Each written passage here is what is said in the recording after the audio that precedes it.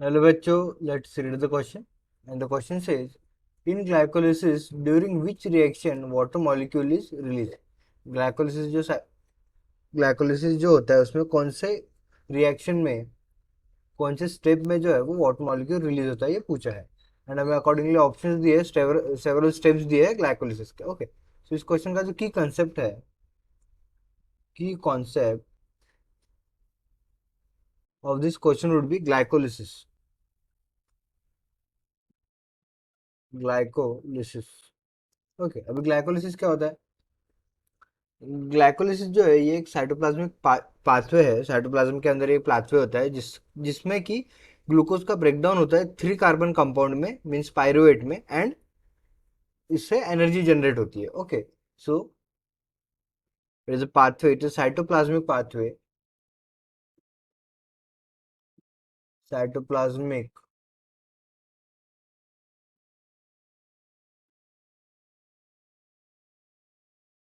pathway which break downs glucose,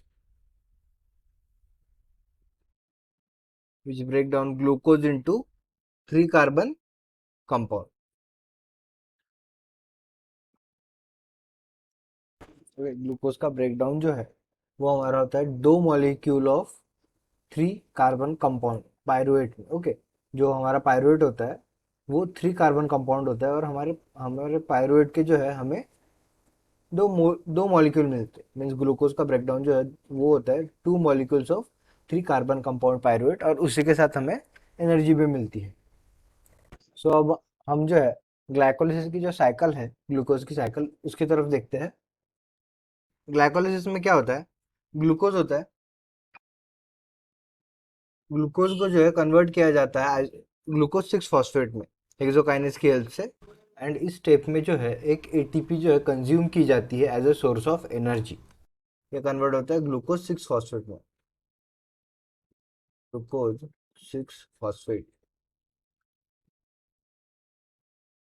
okay, फिर glucose 6 phosphate का isomerisation होता है एंड ये कन्वर्ट होता है फ्रुक्टोज 6 फॉस्फेट में। ओके, ये कन्वर्ट होता है फ्रुक्टोज 6 फॉस्फेट।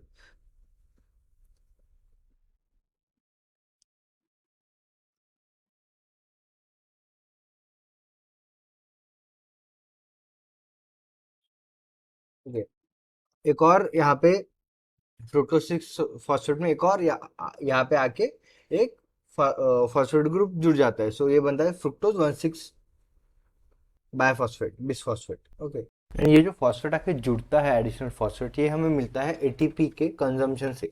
जब एटीपी कंज्यूम होती है तो वो एडेनोसिन ट्राइफॉस्फेट से एडेनोसिन डाइफॉस्फेट में कन्वर्ट होता है, एंड एक इनऑर्गेनिक फॉस्फेट जो है वो रिलीज होता है। सो वो एक इनऑर्गेनिक फॉस्फेट जो है यहाँ पे आके जुड़ जाता है।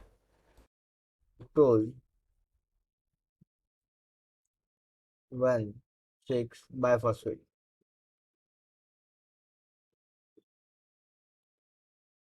अभी फ्रुक्टोज 1,6 बायफॉस्फेट से जो है वो मॉलिक्यूल्स दो डिफरेंट मॉलिक्यूल्स का जो है वो जनरेशन होता है।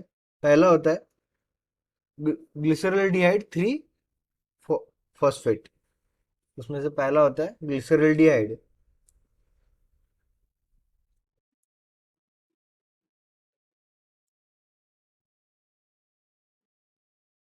Glyceraldehyde 3 phosphate. ग्लिसरॉल इसी के साथ ग्लिसरॉल्डिहाइड के साथ एक और मॉलिक्यूल जो है वो बनता है डाइहाइड्रोक्सी एसिटोफॉस्फेट। इसके साथ एक और क्या बनता है? Dihydroxy acetone phosphate. डाइहाइड्रोक्सी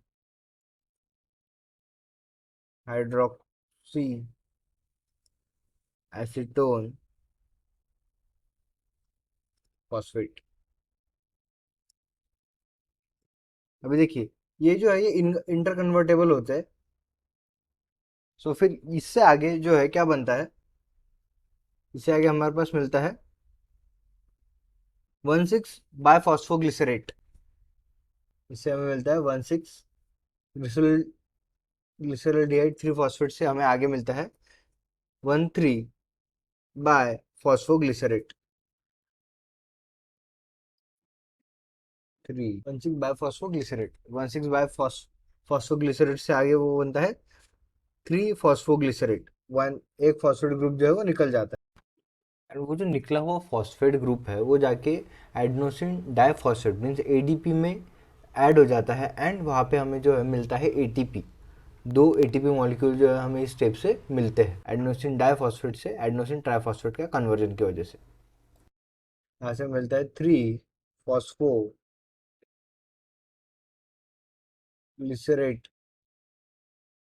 फिर 3 फॉस्फोग्लिसरेट से हमें मिलता है 2 फॉस्फोग्लिसरेट, 2 फॉस्फोग्लिसरेट।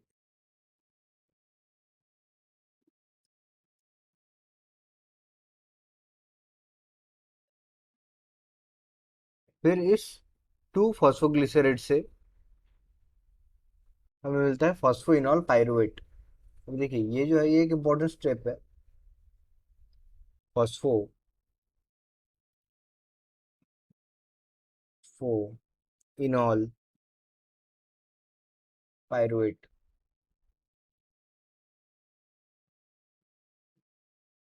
क्योंकि इस स्टेप में जो है वो वाटर मॉलिक्यूल जो है हमारे दो वाटर मॉलिक्यूल निकलते हैं। जब 2 फॉस्फोग्लिसरेट का कन्वर्जन फॉस्फोइनॉल पायरुवेट में होता है तो हमारे पास जो है वो दो वाटर मॉलिक्यूल निकलते हैं, 2H। सो ये स्टेप हो गया हमारा आंसर, एंड फॉस्फोइनॉल पायरुवेट से हमें मिलता है फिर फाइनली पायरुवेट।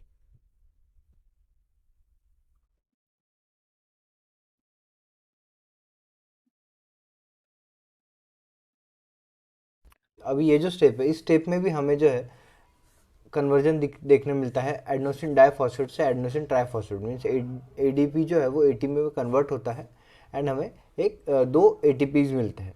ओके, है पायरुवेट। अभी अगर हम देखें तो पूरे ग्लाइकोलिसिस में जो है वो 2 एटीपीज कंज्यूम होते हैं एंड 4 एटीपीज जो है वो प्रोड्यूस होते हैं, एंड नेट गेन जो है वो हमारे पास होता है 2 एटीपीज का, क्योंकि चार एटीपी जो ग्लाइकोलिसिस प्रोड्यूस कर रहा है उसमें से दो यूज भी कर रहा है, सो नेट गेन हमारे पास 2 एटीपीज का हो जाएगा। अभी यहाँ पे जो ग्लिसरोल्डिहाइड 3 फॉस्फेट है उसके बाद के रिएक्शन में पायरुवेट तक हमारे पास 2 एटीपीज मीन्स 2 एटीपीज क्यों मिल रहे हैं, दो बार हमें दो एटीपीज मिल रहे हैं, तो ये इसकी वजह ये है कि पहले बार जो है वो ग्लिसरोल्डिहाइड 3 फॉस्फेट का कन्वर्जन होता है पायरुवेट में, एंड फिर दूसरी बार जो है डाइहाइड्रो एसीटोन फॉस्फेट जो है वो ग्लिसरोल्डिहाइड 3 फॉस्फेट में कन्वर्ट होता है, एंड फिर से जो है वो पायरुवेट का प्रोडक्शन होता है, पायरुवेट बनता है। तो इसलिए जो है इस स्टेप में हमें दो बार दो एटीपीज मिलते हैं मीन्स 4 एटीपीज प्रोड्यूस होते हैं। अभी अगर हम यहाँ पे देखें तो देखिए फर्स्ट ऑप्शन हमें दिया है 2 फॉस्फोग्लिसरिक एसिड, 2 फॉस्फोइनोल पायरुवेट, ये सही है। फिर सेकंड ऑप्शन दिया है पीजीएल, सेकंड ऑप्शन हमें दिया है पीजीएल से 3 पीजे, ये भी गलत है, यहाँ भी नहीं होता। ओके या फिर थर्ड ऑप्शन हमें दिया है 1,3 bi phosphoglyceric acid to phosphoglyceric acid, यहाँ पे भी नहीं होता। ओके, सो ये भी गलत है। एंड फोर्थ ऑप्शन हमें दिया है phosphoenol pyruvic acid to pyruvic acid, यहाँ पे भी नहीं होता। So the correct answer of this question would be option A. I hope you understood it well. Best of luck, thank you.